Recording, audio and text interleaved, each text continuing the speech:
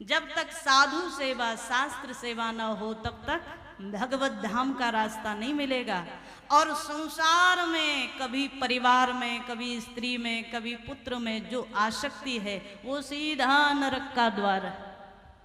कल भी हमने कहा था ना, जो भगवान ने कर्तव्य दिया है उसकी पूर्ति करो, लेकिन उसमें फंस जाओगे तो महाराज बड़ा मुश्किल हो जाएगा। मन ही मुक्ति का कारण है और मन ही संसार में फंसाने का कारण है, बंधन का कारण है। मन एव मनुष्याणाम कारणम बंध मोक्षयोः।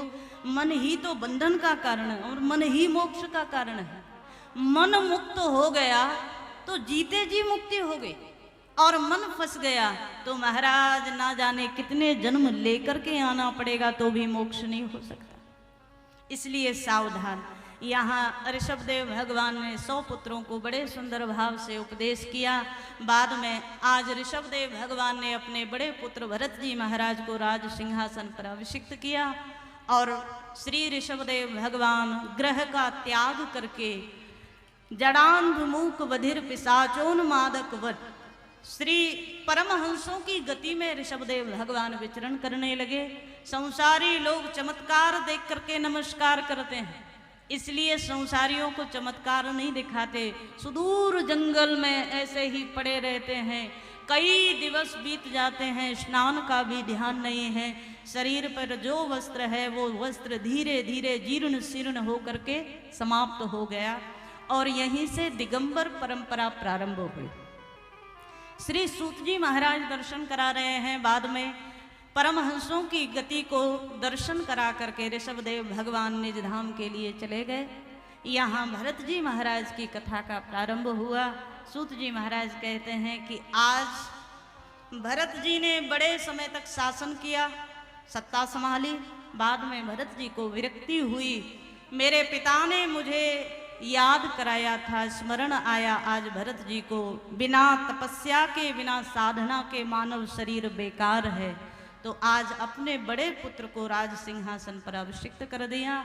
और भरत जी महाराज चले गए, गंडकी नदी के किनारे भगवत आराधना करने लगे। लेकिन महाराज मन कब फिसल जाए कोई पता नहीं, इसीलिए तो भगवान बार बार कहते हैं गीता में, अर्जुन मन एव, ये मन बड़ा चंचल है, यतो यतो निश्चरति मनश्चंचलमय स्थिरम, ये चंचल मन इधर उधर भागता ही रहता है।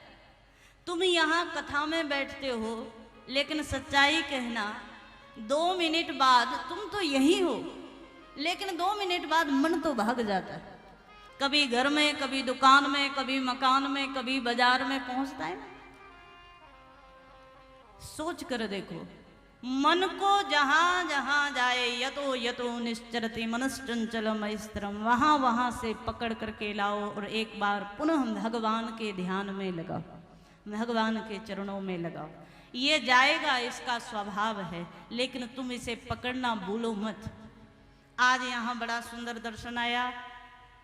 श्री भरत जी महाराज बड़े सुंदर भाव से भगवत आराधना में विराजमान हैं। उसी समय घटना घटी, एक गर्भवती स्त्री नदी को पार करने लगी, और जैसे ही पार करने लगी उसी समय सिंह के भय से और नदी पार करने के परिश्रम से नदी की बीच धारा में ही एक शावक को, एक हिरण के बच्चे को जन्म दिया इसने, और उस किनारे पर जाकर के हिरणी समाप्त हो गई। जल में खड़े होकर के भगवत आराधना कर रहे थे श्री भरत जी महाराज। जैसे ही उस नन्हे से हिरण के बालक को बहते हुए देखा, इनके मन में दया आई। अच्छा, दया करना चाहिए कि नहीं बताओ? दया अच्छी चीज है ना, करनी चाहिए।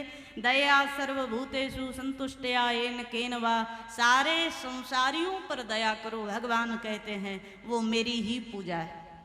तो आज भरत जी के मन में दया आई, इसमें कोई बुराई नहीं है। उस बालक को, उस हिरण के शावक को निकाला बाहर, लेकर के आए। जल में ज्यादा देर रहने से शरीर कांपने लगा, तो अग्नि इत्यादि की व्यवस्था करके उसको गर्माहट दी, तपाया। बाद में कुछ दिन यहाँ रखा। इसके बाद होना ये चाहिए था, इस हिरण के बच्चे को कहीं जंगल में हिरणों के झुंड में छोड़ देते, लेकिन यहीं से गड़बड़ हो गया। भरत जी महाराज अपने पुत्र को, परिवार को, राज्य को, सबको छोड़ करके भगवत आराधना के लिए आए थे, लेकिन आए थे हरि भजन को और औटन लगे कपास।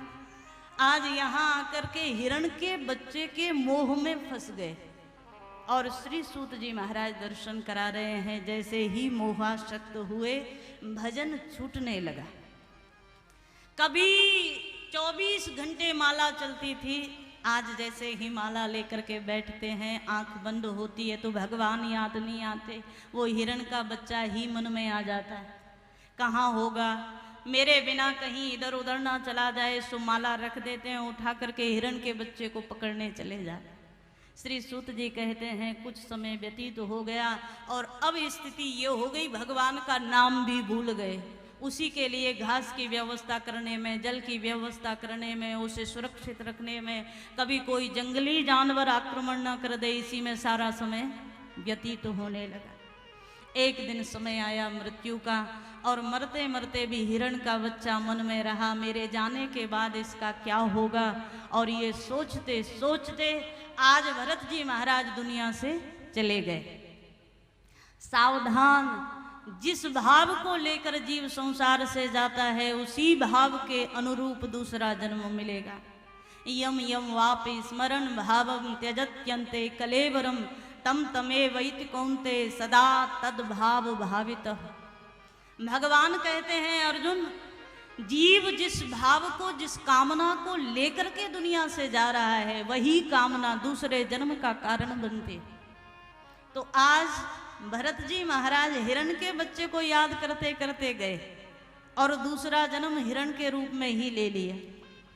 लेकिन हाँ, इतना जरूर है, साधना की थी, भगवान को याद किया था, भगवान के लिए नियम संयम किया था, तो पूर्व जन्म की घटना स्मरण बनी रहे।